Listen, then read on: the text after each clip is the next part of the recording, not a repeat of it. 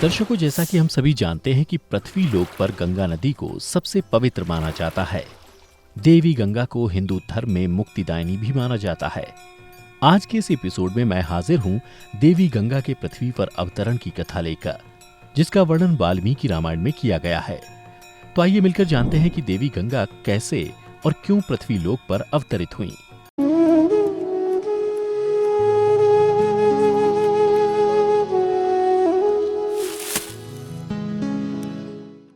महर्षि वाल्मीकि रामायण के बाल कांड में वर्णित कथा के अनुसार पौराणिक काल में प्रभु श्री राम के नगर अयोध्यापुरी में सगर नाम के एक राजा हुआ करते थे। राजा सगर ने 2 शादियां की थीं, किंतु वे संतानहीन थे। राजा सगर की पटरानी का नाम केशनी था और केशनी राजा विदर्भ की पुत्री थी, जबकि सगर की दूसरी रानी का नाम था सुमति, जो राजा अरिष्टनेमि की कन्या थी। जब काफी समय तक राजा सगर को दोनों पत्नियों से कोई संतान की प्राप्ति नहीं हुई, तो एक दिन वे अपनी दोनों पत्नियों को लेकर हिमालय के भृगुप्रसरवण नामक स्थान पर पुत्र की प्राप्ति के लिए तपस्या करने चल दिए और वहां पहुंचकर वे अपनी दोनों रानियों के साथ महर्षि भृगु की तपस्या में लीन हो गए। कुछ समय बाद महर्षि भृगु उनकी तपस्या से प्रसन्न हो राजा सगर और उनकी दोनों पत्नियों के सामने आए और उन्हें वर दिया कि उन्हें अनेक पुत्र प्राप्त होंगे, परंतु साथ ही ये भी कहा कि राजा सगर की दोनों पत्नियों में से केवल एक पत्नी केवल एक पुत्र को जन्म देगी, जो उनके वंश को आगे बढ़ाएगा, और दूसरी पत्नी से राजा सगर को 60,000 पुत्रों की प्राप्ति होगी। यह सुन दोनों रानियों ने महर्षि भृगु को प्रणाम करते हुए पूछा, हे भगवान, ये तो बताइए कि हम दोनों रानियों में से कौन कितने पुत्रों को जन्म देगा। तब महर्षि भृगु ने कहा कि यह तुम दोनों की इच्छा पर निर्भर है, अर्थात जो जैसा चाहेगी उसका वैसा ही होगा।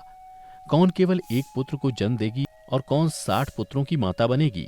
महर्षि की बातें सुनकर रानी केशनी ने वंश को बढ़ाने वाले एक पुत्र की कामना की और रानी सुमति ने 60,000 पुत्रों को जन्म देने का फैसला किया।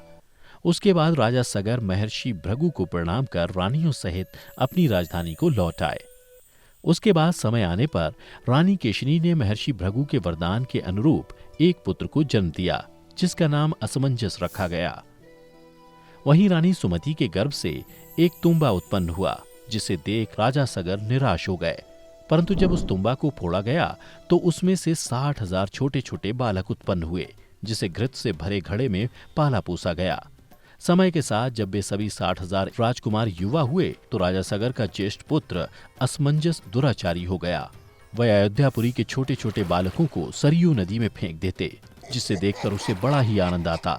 यह देख राजा सागर ने असमंजस का विवाह इस उम्मीद से करवा दिया कि शायद विवाह के पश्चात वह बुरा कर्म छोड़ दे, परंतु ऐसा नहीं हुआ। फिर अंत में राजा सागर ने अपने ज्येष्ठ पुत्र असमंजस को अपने राज्य से निर्वासित कर दिया।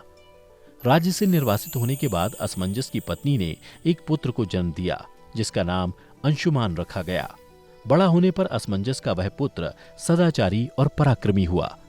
कुछ समय बाद राजा सगर के मन में अश्वमेध यज्ञ करने का विचार आया। उसके बाद राजा सगर ने हिमालय एवं विंध्याचल के बीच की हरितिमा युक्त नामक पवित्र स्थान पर एक विशाल एवं भव्य यज्ञ मंडप का निर्माण करवाया। फिर राजा सगर ब्राह्मणों के साथ बैठकर यज्ञ की अग्नि में आहुति डालने लगे और अश्वमेध यज्ञ के अश्व की रक्षा के लिए अंशुमान के नेतृत्व में अयोध्यापुरी की सेना निकल पड़ी। अश्वमेध यज्ञ का अश्व कई राज्यों से होकर गुजरा, किंतु किसी ने उसे रोकने का साहस नहीं किया। सभी राज्यों ने बिना युद्ध के ही महाराज सगर की मित्रता स्वीकार कर ली। उधर जब देवराज इंद्र को यह पता चला कि पृथ्वी लोक पर राजा सगर द्वारा किया जा रहा अश्वमेध यज्ञ सफलतापूर्वक संपन्न होने वाला है, तो उन्हें अपने सिंहासन जाने का डर सताने लगा। फिर देवराज इंद्र ने एक राक्षस का रूप धारण कर अश्वमेध यज्ञ के अश्व को चुरा लिया और उसे ले जाकर कपिल मुनि के आश्रम में बांध दिया। इधर अंशुमान अपने सैनिकों के साथ उस अश्व को खोजने लगे, लेकिन काफी देर खोजने के बाद भी अश्व नहीं मिला। फिर अंशुमान ने यह बात जाकर राजा सगर को बताई। तब राजा सगर ने अपने 60,000 पुत्रों को आदेश दिया कि तीनों लोकों में अश्वमेध यज्ञ का वह अश्व जहां कहीं भी हो उसे ढूंढ कर लाओ। पिता का आदेश पाते ही सगर के सभी 60,000 पुत्र अश्व को खोजने निकल पड़े। इसके लिए उन्होंने सबसे पहले पूरी पृथ्वी को खोदना शुरू किया, परंतु काफी समय तक खोदने के बाद भी उन्हें वह अश्व नहीं मिला। इस क्रम में पृथ्वी लोक पर निवास करने वाले हजारों प्राणी इन राजकुमार के हाथों मारे गए। उधर जब इन बातों का पता देवताओं को चला तो वे भी ब्रह्मा जी के पास पहुंचे और बोले हे ब्रह्मदेव, राजा सगर के सभी पुत्रों ने पृथ्वी लोक पर आतंक मचा रखा है, इसे अब आप ही रोक सकते हैं। तब ब्रह्मा जी ने कहा, देवगण, ये राजकुमार क्रोध एवं मद में अंधे होकर ऐसा कर रहे हैं। इस समय पृथ्वी की रक्षा का दायित्व कपिल ऋषि पर है, इसलिए वे अवश्य कुछ न कुछ करेंगे। उधर पूरी पृथ्वी को खोदने के बाद भी जब अश्व और उसको चुराने वाला नहीं मिला तो सभी राजकुमार पाताल लोक जा पहुंचे।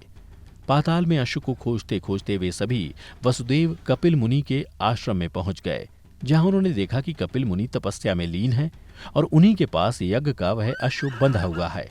यह देखकर वे सभी कपिल मुनि को ही अश्व चुराने वाला समझकर दुर्वचन कहने लगे और फिर उन्हें मारने के लिए आगे बढ़े, जिससे कपिल मुनि की समाधि भंग हो गई और उन्होंने क्रोध में आकर राजा सगर के सभी 60,000 पुत्रों को जलाकर भस्म कर दिया।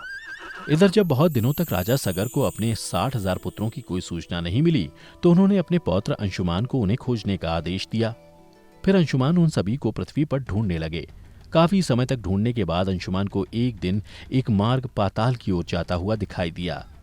फिर वे उसी मार्ग से होते हुए पाताल लोक में उसी स्थान पर पहुंच गए जहां कपिल मुनि ने राजा सगर के 60,000 पुत्रों को जलाकर भस्म कर दिया था। वहां पहुंचकर अंशुमन ने देखा कि वहां उनके चाचाओं के जले हुए राख के ढेर हैं और सामने है यज्ञ का वह अश्व जो बंधा हुआ है। अपने चाचाओं को भस्म हुआ देखकर अंशुमन अत्यंत दुखी हो गए और वहीं भूमि पर बैठ गए। कुछ क्षण पश्चात उनके मन में यह विचार आया कि भस्म हुए राजकुमारों की मुक्ति के लिए उन्हें जल अर्पण करें, लेकिन उन्हें आसपास कोई भी जलाशय नहीं दिखा। तभी अंशुमान की नजर पक्षीराज गरुड़ पर पड़ी। फिर अंशुमान ने उन्हें प्रणाम करते हुए पूछा, हे पक्षीराज, मैं अपने चाचाओं का तर्पण करना चाहता हूँ। समीप में अगर कोई सरोवर हो तो कृपा कर उसका पता बताएं, और यदि आपको इनकी मृत्यु के बारे में कुछ भी पता हो तो वो भी बताएं। तब गरुड़ जी ने अंशुमान को बताया कि कैसे देवराज इंद्र ने उस अश्व को चुराया और कपिल मुनि के पास छोड़ दिया, और जब उसके चाचा उस अश्व को ढूंढते हुए यहाँ पहुंचे तो कपिल मुनि के साथ दुर्व्यवहार करने के कारण उन सभी को उन्होंने जलाकर भस्म कर दिया। तत्पश्चात गरुड़ जी ने अंशुमान से कहा कि ये सब अलौकिक शक्ति वाले दिव्य पुरुष के द्वारा भस्म किए गए हैं। गंगा के जल से ही तर्पण करने पर इन सब का उद्धार संभव है, इसलिए अब तुम अश्व लेकर वापस चले जाओ ताकि तुम्हारे पितामह यज्ञ पूर्ण कर सकें। गरुड़ जी के मुख से सारी बातें सुनने के बाद अंशुमान उनसे विदा लेकर वहां से चल दिए। अयोध्या पहुंचकर अंशुमान ने सारी बातें राजा सगर को बताईं, जिसे सुनकर वे दुखी हो गए और फिर उसी दुखी मन से उन्होंने यज्ञ पूरा किया। उसके बाद अपने पुत्रों की मुक्ति के लिए वो देवी गंगा को पृथ्वी पर लाने के उद्देश्य से तपस्या करने वन में चले गए। कुछ वर्ष पश्चात तपस्या में लीन राजा सगर स्वर्ग सिधार गए। राजा सगर के देहांत के पश्चात अंशुमान ने भी गंगा को लाने के लिए तपस्या की, लेकिन वो भी सफल नहीं हो सके और स्वर्ग सिधार गए। अंशुमान के परम प्रतापी पुत्र दिलीप हुए। अंशुमान के स्वर्ग सिधार जाने के बाद उनके पुत्र दिलीप अयोध्या के राजा बने। उसके बाद जब राजा दिलीप का पुत्र भागीरथ बड़ा हुआ तो वो भी उसे राज्य का भार सौंपकर गंगा को पृथ्वी पर लाने के लिए तपस्या करने चले गए, पर उन्हें भी सफलता नहीं मिली। भगीरथ बड़े ही धर्मनिष्ठ राजा थे, किंतु उनकी कोई संतान नहीं हुई। इस पर वे अपने राज्य का भार मंत्रियों को सौंपकर स्वयं गंगावतरण के लिए गोकर्ण नामक तीर्थ पर जाकर कठोर तपस्या करने लगे। भागीरथ के कई सालों की कठोर तपस्या के बाद ब्रह्मा जी प्रसन्न हुए और उनके सामने प्रकट होकर वर मांगने के लिए कहा। भगीरथ ने ब्रह्मा जी से कहा कि परमपिता, यदि आप मेरी तपस्या से प्रसन्न हैं तो मुझे यह वर दीजिए कि मेरे पूर्वज महाराज सगर के पुत्रों को मेरे प्रयत्नों से गंगा का जल प्राप्त हो, जिससे कि उनका उद्धार हो सके। साथ ही मुझे संतान प्राप्ति का भी वर दीजिए ताकि इक्ष्वाकु वंश आगे बढ़ सके।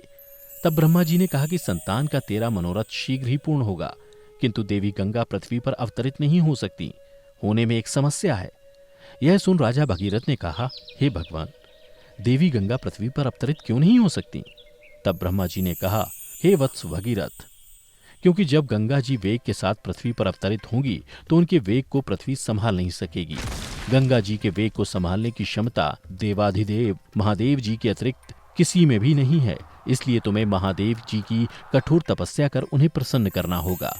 इतना कहकर ब्रह्मा जी अपने लोक को चले गए। इधर ब्रह्मा जी के जाने के बाद भगीरथ ने साहस नहीं छोड़ा और वे उसी जगह पैर के अंगूठे के सहारे खड़े होकर महादेव जी की कठोर तपस्या करने लगे। फिर 1 साल बाद देवादिदेव महादेव राजा भगीरथ की तपस्या से प्रसन्न हुए और उन्हें आशीर्वाद दिया और बोले, वत्स भगीरथ, हम तेरी मनोकामना पूरी करने के लिए गंगा जी को अपने मस्तक पर धारण करेंगे। उधर जब इसकी सूचना देवी गंगा को मिली तो वे क्रोधित हो उठी, क्योंकि वे देवलोक से कहीं जाना नहीं चाहती थी। फिर देवी गंगा ने निश्चय किया कि वे अपने प्रचंड वेग से शिव जी को बहाकर पाताल लोक ले जाएंगी, और जब वे भयानक वेग से शिव जी के सिर पर अवतरित हुईं, तो देवी गंगा का यह अहंकार महादेव जी से छुपा न रहा। महादेव जी ने गंगा की वेगवती धाराओं को अपनी जटाओं में उलझा लिया। गंगा जी अपने समस्त प्रयत्नों के बाद भी महादेव जी की जटाओं से बाहर न निकल सकीं। गंगा जी को इस प्रकार शिव जी की जटाओं में विलीन होता देख भगीरथ ने फिर शंकर जी की तपस्या की। भगीरथ की इस तपस्या से प्रसन्न होकर भगवान शंकर ने गंगा जी को हिमालय पर्वत पर स्थित विंदुसर में छोड़ा। छूटते ही गंगा जी 7 धाराओं में बट गईं। गंगा जी की 3 धाराएं हिराद्नी, पावनी और नलिनी पूर्व की ओर प्रवाहित हुईं। सुचक्षु, सीता और सिंधु नाम की 3 धाराएं पश्चिम की ओर बहीं और 7वीं धारा महाराज भगीरथ के पीछे चली। जिधर जिधर भगीरथ जाते थे उधर उधर ही गंगा जी जाती थी। स्थान स्थान पर देव, यक्ष, किन्नर, ऋषि, मुनि आदि उनके स्वागत के लिए एकत्रित हो रहे थे। जो भी उस जल का स्पर्श करता था भव बाधाओं से मुक्त हो जाता था। चलते चलते गंगा जी उस स्थान पर पहुंची जहां ऋषि जाह्नवी यज्ञ कर रहे थे। गंगा जी अपने वेग से उनके यज्ञशाला को संपूर्ण सामग्री के साथ बहाकर ले जाने लगीं। इससे ऋषि को बहुत क्रोध आया और उन्होंने क्रुद्ध होकर गंगा का सारा जल पी लिया। यह देखकर राजा भगीरथ निराश हो गए और वे महर्षि जाह्नवी से देवी गंगा को मुक्त करने का अनुरोध करने लगे और उन्हें सारी बातें बतलाईं। तब महर्षि जाह्नवी ने अपने कान के रास्ते देवी गंगा को मुक्त कर दिया। तभी से देवी गंगा का एक नाम जाह्नवी पड़ गया। फिर राजा भगीरथ उस ओर चल पड़े जहां उनके पूर्वजों की राख पाई हुई थी। फिर देवी गंगा भी उनके पीछे पीछे चलने लगी और कपिल मुनि के आश्रम पहुंचकर उन्होंने राजा सगर के 60,000 पुत्रों को मुक्ति दिलाई। फिर राजा भगीरथ ने उन्हें धन्यवाद दिया। उसके बाद ब्रह्मा जी ने प्रसन्न होकर भगीरथ को वरदान दिया कि तेरे पुण्य के प्रताप से प्राप्त इस गंगा जल से जो भी मनुष्य स्नान करेगा या इसका पान करेगा वह सब प्रकार के दुखों से रहित होकर अंत में स्वर्ग को प्रस्थान करेगा। जब तक पृथ्वी मंडल में गंगा जी प्रवाहित होती रहेंगी तब तक उसका नाम भागीरथी कहलाएगा। तो मित्रों, इस तरह देवी गंगा पृथ्वी लोक पर अवतरित हुई। आपको देवी गंगा की ये कथा पसंद आई हो तो इसे ज्यादा से ज्यादा लाइक और शेयर करें। साथ ही ऐसी ही पौराणिक और धार्मिक कथाओं के लिए हमारे चैनल को अभी सब्सक्राइब कर लें। फिलहाल आज की वीडियो में इतना ही। अब हमें दें इजाजत। आपका बहुत बहुत शुक्रिया।